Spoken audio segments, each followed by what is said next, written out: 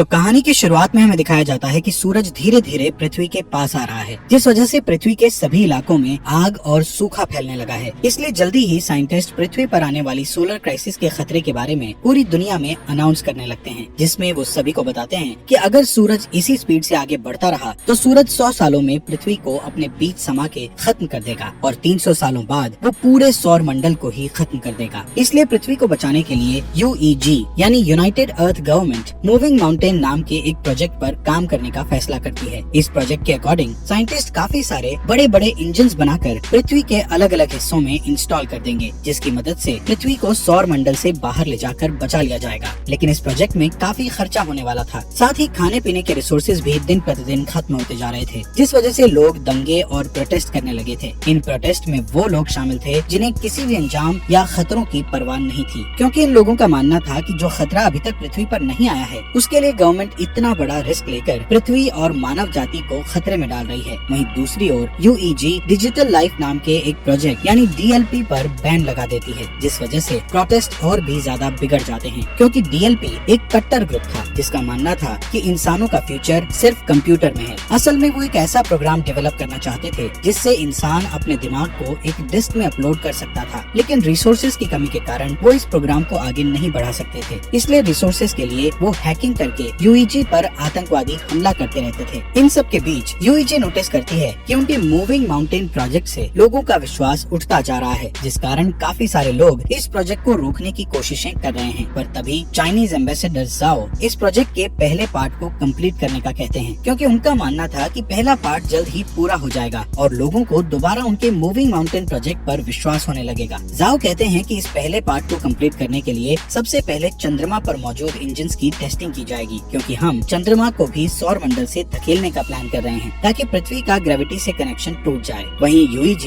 इस टास्क को कंप्लीट करने के लिए कई लोगों को एस्ट्रोनॉट्स के रूप में ट्रेन करने वाली थी, इसलिए वो कुछ सोल्जर्स को बेस पर इकट्ठा करती है, जहां हम लियो नाम के एक पायलट को देखते हैं। तभी लियो देखता है कि बेस प्रोटेस्टर्स से घिरा हुआ है और गार्ड्स उन्हें रोकने की कोशिश कर रहे हैं। उसी वक्त एक प्रोटेस्टर बेस के अंदर घुस आता है, पर हैन नाम की लड़की उस आदमी को मारकर नीचे गिरा देती है। ये देखकर लियो हैन से काफी इम्प्रेस होता है और उसके साथ जिंदगी गुजारने के सपने देखने लगता है। इसके बाद सभी ट्रेनिस को एक एलिवेटर में बैठकर अंतरिक्ष में भेज दिया जाता है, क्योंकि उनका पहला टेस्ट अंतरिक्ष में होने वाला था। ये अभी तक का सबसे ऊंचा एलिवेटर था। इस एलिवेटर के ऊपर जाने की स्पीड इतनी तेज थी कि कुछ ट्रेनिस बेहोश हो जाते हैं, जिस कारण वो उस स्टेशन को भी नहीं देख पाते जो कि मूविंग माउंटेन प्रोजेक्ट के लिए बनाया जा रहा था। यहाँ सभी ट्रेनिस को फाइटिंग स्किल्स सिखाते हुए फायर आर्म्स का यूज करना सिखाया जाता है। इसके अलावा उन्हें बार बार एलिवेटर से ट्रेवल करवाया जाता है ताकि उन्हें फ्यूचर में एलिवेटर से ट्रेवल करने में किसी भी तरह की परेशानी का सामना न करना पड़े। साथ ही सभी का मेडिकल टेस्ट करके उन्हें डेली एक्सरसाइज करवाई जाती है। इस ट्रेनिंग के दौरान लियो और हैन एक दूसरे को पसंद करने लगते हैं और उन्हें प्यार हो जाता है। फिर एक दिन लियो गार्ड को सिगरेट की घूस देता है और बेस के अंदर एक गुलदस्ता ले आता है, जिसे वो हैन को देते हुए उसे प्रपोज कर देता है। इसी सुबह एस्ट्रोनॉट्स का एक नया बैच वहाँ आता है और एलिवेटर में शामिल हो जाता है। तभी अचानक से बेस में मौजूद ड्रोन्स बाहर आने लगते हैं, जिससे इंजीनियर्स को पता चलता है कि उनका सिस्टम हैक हो गया है। इसी दौरान एलिवेटर अपने शेड्यूल से पहले ऊपर जाने लगते हैं। दूसरी ओर एलिवेटर में शामिल हुए नए एस्ट्रोनॉट्स अपने कपड़े बदलने लगते हैं। तब लियो और हैन नोटिस करते हैं कि नए एस्ट्रोनॉट्स ट्रेनिस के नाम की यूनिफॉर्म पहन रहे हैं, जिससे वो समझ जाते हैं कि वो लोग कोई एस्ट्रोनॉट्स नहीं बल्कि आतंकवादी हैं। यहाँ बेस में सभी ड्रोन्स अटैक करके आग लगाने लगते हैं, जिन्हें रोकने के लिए पायलट उन पर अटैक करते हैं, लेकिन ड्रोन्स पर निशाना नहीं बना सकते थे, क्योंकि साइंटिस्ट ने सिस्टम को इस तरह बनाया था कि वो अपने ड्रोन्स पर अटैक ना कर सके। वहीं ड्रोन्स हैक हो चुके थे, इसलिए वो सिस्टम पर अटैक कर रहे थे। इस तरह अटैक करते हुए ड्रोन्स एक एलिवेटर को नीचे गिरा देते हैं। दूसरी तरफ एलिवेटर में आतंकवादी सभी ट्रेनीज से उनकी ID चुराते हैं और सभी गेट्स को बंद करके ट्रेनीज की कुर्सियों को लॉक कर देते हैं। यहाँ जो भी उन लोगों को रोकने की कोशिश करता है उन्हें बुरी तरह पीटा जाता है। इस एलिवेटर के दूसरे रूम में लियो होता है, जो कि अपनी कुर्सी छोड़ देता है और अपने चश्मे का यूज करके गेट की लॉक स्क्रीन को धूप से जलाकर गेट ओपन कर लेता है। इस गेट की दूसरी साइड जाकर लियो देखता है कि उसका एक साथी बुरी तरह घायल है, क्योंकि आतंकवादियों ने उसे बुरी तरह पीटा था। इसलिए लियो उन आतंकवादियों के पीछे जाता है और उनसे लड़ने लगता है। इस फाइट में एक आतंकवादी ऊंचाई से गिरकर मर जाता है, जिसके बाद लियो एक फायर एक्सटिंग्विशर को लेकर दूसरे आदमी का पीछा करता है। इस बीच वो आतंकवादी चोरी की गई ID से एलिवेटर को स्टेशन तक पहुंचा देता है। ठीक उसी समय ड्रोन उन पर एक मिसाइल से अटैक करते हैं। इस दौरान बेस में साइंटिस्ट 550C नाम के इंटेलिजेंट क्वांटम क्वांटम कंप्यूटर की मदद से सिस्टम को हैकर से सेव कर लेते हैं, जिसके तुरंत बाद ड्रोन्स जमीन पर गिरकर ब्लास्ट हो जाते हैं और फिर साइंटिस्ट द्वारा एलिवेटर को वापस नीचे खींच लिया जाता है। यहाँ ल्यू अभी भी उस आतंकवादी से लड़ रहा था। तभी हैन एक मैकेनिकल हाथ की मदद से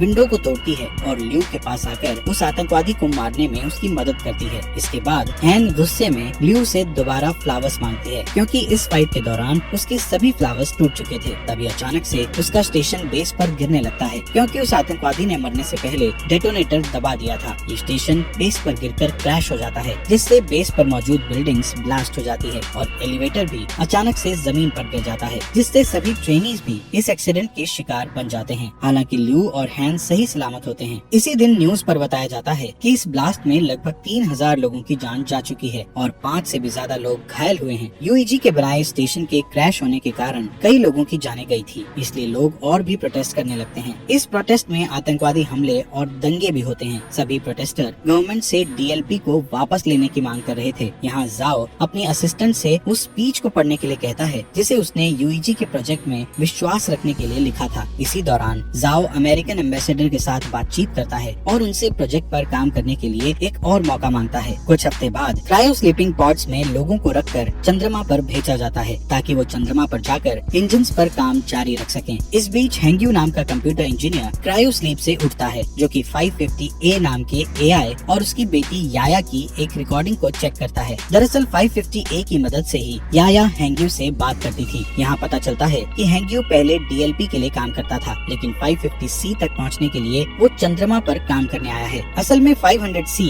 पूरे बेस को कंट्रोल करता है, इसलिए हेंग्यू को लगता है कि वो 500C का यूज याया की क्लिप बनाने में करेगा, जिससे कुछ सेकंड्स के लिए उसकी मरी हुई बेटी का दिमाग एआई में डेवलप हो जाएगा। यहाँ टीम के बाकी मेंबर्स के साथ काम करते हुए हेंग्यू को पता चलता है कि जाओ नाम का कंप्यूटर रिसर्चर 550C का इंचार्ज है और वो चाहता है कि हेंग्यू उनके सिस्टम के ऑपरेशंस पर उनके साथ काम करे। इसके बाद हेंग्यू और जाओ 550C का पहला टेस्ट बेस के हर एक सेक्टर को एक्टिवेट करके करते हैं। जब वो कंप्यूटर के द्वारा वर्क के पूरा होने का वेट करते हैं, तब जाओ हेंग्यू को अपने दिमाग की डिजिटल कॉपी देता है, जिसे कंपनी ने जब्त कर लिया था, क्योंकि उन्होंने डीएलपी पर बैन लगा दिया था। यहाँ जाओ हेंग्यू को समझाता है कि ये तुम्हारे ऊपर डिपेंड करता है कि तुम इस कॉपी को डिस्ट्रॉय करना चाहती हो या नहीं। कुछ समय बाद हेंग्यू याया की क्लिप जाओ को दिखाता है। इस बीच हेंग्यू उस दिन को याद करता है जब वो अपनी पत्नी और बेटी के साथ कार से कहीं जा रहा था। तब अचानक से उसकी कार एक ट्रक से टकरा गई थी, जिससे उसकी पत्नी की तुरंत ही डेथ हो गई थी। पर याया कुछ समय तक जिंदा थी, इसलिए हेंग्यू याया के दिमाग को कंप्यूटर के जरिए जिंदा रखने के लिए उसे डीएलपी के पास ले गया था। लेकिन वो लोग उसकी मदद करना नहीं चाहते थे, क्योंकि उनकी टेक्नोलॉजी अभी तक तैयार नहीं हुई थी। इस बीच हेंग्यू की मुलाकात जाओ से हुई, जो कि पहले डीएलपी में काम करता था। यहाँ जाओ ने हेंग्यू पर एहसान करते हुए याया के दिमाग को 550A नाम के एआई में डाल दिया था। यहाँ प्रेजेंट में हेंग्यू जाओ से रिक्वेस्ट करता है कि वो याया पर 550C का यूज करे, जिससे याया पूरी तरह एआई में बदल सके। जिस पर जाओ हेंग्यू से कहता है कि याया के लिए 550A ही काफी है। इसी बीच उनका सिस्टम डिटेक्ट करता है कि वहाँ Z9 लेवल का सोलर स्टॉर्म आने वाला है, जिससे सभी लोग बेस पर वापस जाने का सोचते हैं। लेकिन उनके पास जो गाड़ियाँ थी उनकी स्पीड ज्यादा नहीं थी, पर फिर भी वो कोशिश करते हैं और किसी तरह सभी इंजन्स को बेस में रखकर उन्हें सोलर स्टॉर्म से बचा लेते हैं। पर इस प्रोसेस में 550C एआई बुरी तरह जल जाता है, जबकि प्रोजेक्ट को 3 दिनों में लॉन्च करना था, जिसके लिए उन्हें एक एआई की बहुत ज्यादा जरूरत थी। तब हेंग्यू जाओ को अपना 550A एआई देने को कहता है, लेकिन इसके बदले वो फ्यूचर में 550 मॉडल्स डेवलप करने वाली टीम में खुद को शामिल करने का कहता है, जिस पर जाओ मान जाता है और हेंग्यू एआई से याया के दिमाग के डिस्क निकाल लेता है। 3 दिन के बाद टीम इंजन्स का टेस्ट करती है। तब चंद्रमा कुछ सेकंड्स के लिए अपनी जगह से थोड़ा सा शिफ्ट हो जाता है, जिसे देखकर टीम बहुत खुश हो जाती है, क्योंकि इससे साबित हो जाएगा कि 20 साल में वो पूरी तरह से चंद्रमा को पृथ्वी से दूर कर देंगे। इसके अलावा टीम की इस सफलता से पूरी दुनिया के लोगों को मूविंग माउंटेन प्रोजेक्ट पर विश्वास हो जाता है। कुछ महीने बाद वो पृथ्वी पर इंजन का टेस्ट करते हैं, जिससे सभी स्क्रीन ब्लैक हो जाती हैं और लोगों को लगता है कि उनका टेस्ट फेल हो गया है। लेकिन अचानक उन्हें फील होता है कि जमीन हिल रही है। वहीं दूसरी ओर बेस पर मौजूद एस्ट्रोनॉट्स को आसमान में एक लाइट जलती हुई दिखती है। इससे यूईजी के साइंटिस्ट प्रूव करते हैं कि पृथ्वी अपनी जगह से थोड़ी दूर पर शिफ्ट हुई है। ये जानकर पूरी दुनिया जश्न मनाने लगती है। इसी तरह कई साल बीत जाते हैं और यूईजी बहुत ही शक्तिशाली इंजन्स को बनाता है, जो कि पृथ्वी और चंद्रमा को धक्का देकर मूव करके सौर मंडल से दूर कर देगा। साथ ही इस प्रोजेक्ट का नाम अब द वेंडरिंग अर्थ रखा जाता है और 550C द्वारा कई बिल्डिंग्स को बनाया जाता है। जाता है, जिसके बाद यूईजी हर साल एक नया टेस्ट करती है जिससे उनकी थ्योरी सही साबित होती है। इस तरह लोग यूईजी के प्रोजेक्ट को पूरी तरह एक्सेप्ट कर लेते हैं, जिस कारण डीएलपी पूरी तरह से गायब हो जाता है। इसके अलावा लोगों में ये भी चर्चा होती है कि गवर्नमेंट ने जो अंडरग्राउंड सिटीज बनाई है उनके अंदर जाने के लिए लोगों को पास खरीदने होंगे। यहाँ पता चलता है कि हर साल पृथ्वी का रोटेशन धीमा हो रहा था, जिससे एक दिन में 24 घंटे की जगह 60 घंटे का सिस्टम हो गया है और ग्लोबल इंटरनेट भी अब बंद हो चुका था। साथ ही पृथ्वी पर अब बाढ़ और सोलर रेडिएशन जैसी समस्याएं लगी थी, जिससे कैंसर की बीमारी बढ़ने लगती है। इधर ल्यू और हैन शादी कर लेते हैं और उनका एक बेबी बॉय होता है। वो दोनों परेशान होते हैं क्योंकि उन्हें उनके बेटे के लिए अंडरग्राउंड सिटीज का पास नहीं मिला था। इसी बीच हैन को कैंसर हो जाता है, जिससे वो दोनों और भी परेशान हो जाते हैं। यहाँ हैंग्यो नए 500 डेवलपमेंट की हेल्प से याया के लिए एआई बनाता है, जिसे वो 550W का नाम देता है। यहाँ हमें बताया जाता है कि स्टेशन को गिरे हुए 14 साल बीत चुके हैं और अब ल्यू मेजर की पोस्ट पर आ चुका है। एक दिन ल्यू को अंतरिक्ष में भेजने के लिए उसका इंटरव्यू लिया जाता है। यहाँ 550W उसका इंटरव्यू लेता है और बताता है कि ल्यू की स्किल्स इम्प्रेसिव हैं। इसके अलावा 550W ल्यू की फैमिली में हो रही परेशानियों के बारे में भी बताता है और कहता है कि ल्यू को पृथ्वी पर रहकर अपनी फैमिली की देखभाल करनी चाहिए। जिस पर ल्यू कहता है कि मुझे अपनी फैमिली को पीछे छोड़ने का दुख है, लेकिन मुझे अपने बेटे को अंडरग्राउंड सिटी में भेजने के लिए बेस पर आकर काम करना पड़ेगा। यहाँ मिरर के दूसरी साइड प्रोजेक्ट के इंचार्ज साइंटिस्ट इस इंटरव्यू को सुन रहे थे, जिसमें हैंग्यो ल्यू की बातें सुनकर अपनी बेटी की याद करने लगता है। इसके बाद 550W बताता है कि हैन की जल्दी ही डेथ होने वाली है, जिस कारण ल्यू पूरी तरह से टूट जाएगा और स्ट्रेस टेस्ट में फेल हो जाएगा। इंटरव्यू के बाद ल्यू हैन के साथ टाइम स्पेंड करने के लिए हॉस्पिटल जाता है, जहाँ हैन कहती है मैं आखिरी बार अपने होम टाउन को देखना चाहती हूँ, पर मौसम की समस्याओं के कारण उसे होम टाउन में ले जाना बहुत मुश्किल था। इधर हैंग्यो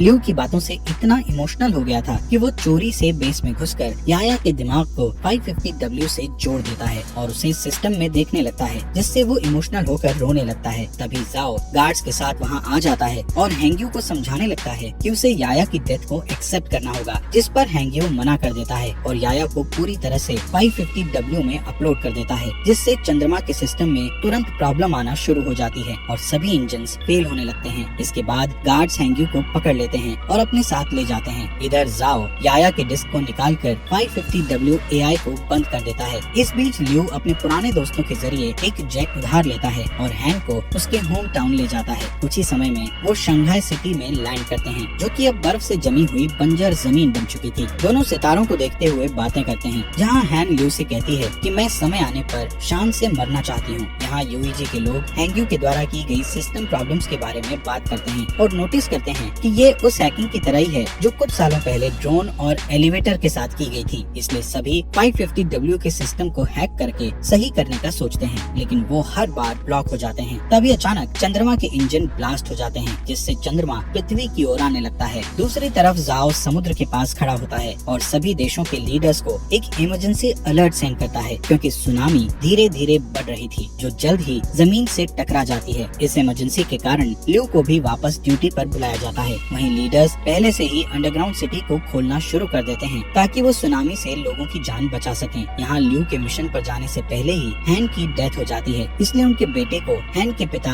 अंडरग्राउंड सिटी में मिल जाते हैं। इस बीच जाओ यूईजी से सपोर्ट मांगते हुए कहता है कि उन्हें पृथ्वी के सभी परमाणु हथियारों का यूज करके चंद्रमा पर अटैक करना होगा, ताकि वो चंद्रमा को पृथ्वी से टकराने से रोक सकें, जिस पर सभी देश अपने अपने हथियार सौंपने के लिए मान जाते हैं। इस बीच जाओ हैंग्यो से मिलने के लिए जेल में जाता है और उसे बताता है कि वो पृथ्वी के इंजन्स को जल्द से जल्द एक्टिव करना चाहते हैं, लेकिन इसके लिए उन्हें ग्लोबल इंटरनेट को फिर से एक्टिव करना पड़ेगा। साथ ही जाओ बताता है कि इंटरनेट का एक सर्वर पानी में डूब गया है, जिसकी केयर करने के लिए उन्हें हैंग्यो की जरूरत है, लेकिन हैंग्यो जाओ की बात नहीं मानता है। तब जाओ उसे याया के दिमाग की डिस्क दिखाकर उसे ब्लैकमेल करता है, जिससे हैंग्यो को उसकी बात माननी पड़ती है। इसके बाद हम देखते हैं कि परमाणु को ट्रांसपोर्ट करने के लिए ल्यू के साथ साथ कई पायलट को चुना जाता है। वहीं पृथ्वी पर मिसिंग इंटरनेट सर्विस की देखभाल के लिए 3 टीम्स को बीजिंग, टोक्यो और डैलस भेज दिया जाता है। इसके बाद चुने हुए पायलट्स शटल्स के साथ चंद्रमा के लिए रवाना हो जाते हैं, जहां अंतरिक्ष में एस्ट्रॉइड्स प्लैनेट तेजी से शटल से टकराने लगते हैं, जिससे कई शटल्स क्रैश हो जाते हैं और टीम को 200 हथियारों का लॉस हो जाता है। इस वजह से अब उनके पास सिर्फ 180 हथियार ही बचे होते हैं। थोड़ी ही देर में बाकी के शटल्स चंद्रमा की सतह पर आ जाते हैं, लेकिन तभी